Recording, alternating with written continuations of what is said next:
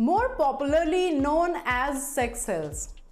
Gametes are the reproductive cells found across all the organisms which produce new baby through sexual reproduction, not from the asexual one. Well, gamete is the term used for male and female reproductive cells. Male gamete is known as a sperm and female gamete is known as ova or egg cells. But wait, let me start the session first. After that, we will discuss some more points and the important one too.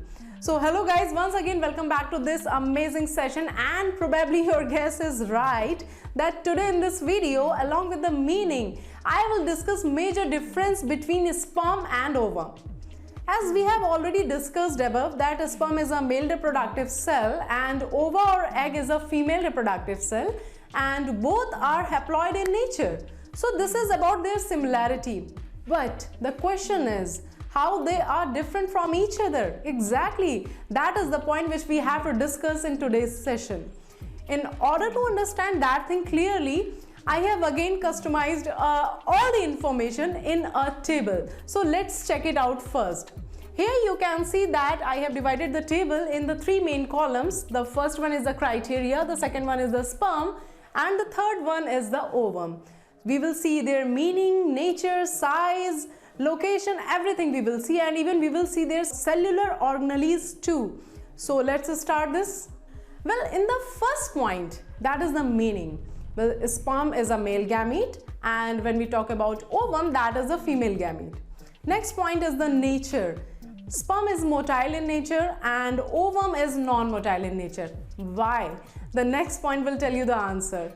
Sperm is the smallest cell in male human body, while the ovum is the largest cell in female human body, and its size is approximately 100 micrometer.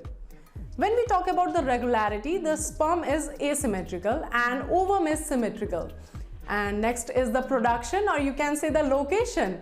So sperm is produced in testis, as we already know, and ovum is produced in ovary.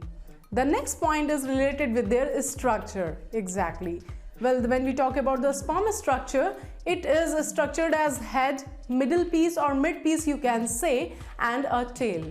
And when we talk about the ovum, as such, no nothing, roughly a round structure is present. Okay, so next point is related with the formation.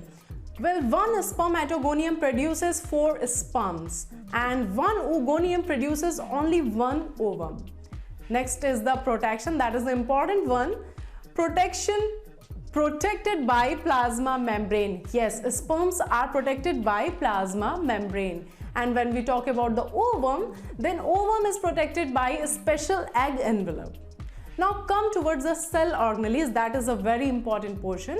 So we will see each and every organelle and how they are present or absent, or if they are present, then what is the quantity and where they are present, we will see everything.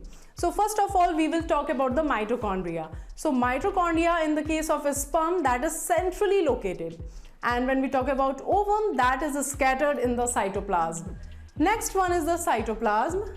The amount of cytoplasm is very less in case of a sperm, while in case of ovum, that is comparatively high.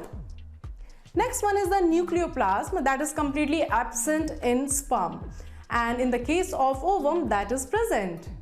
Now the most important one, that is the chromosomes. When we talk about the sperm, X and Y chromosomes are present, and when we talk about the ovum, X and X chromosomes are present. That's why they are female.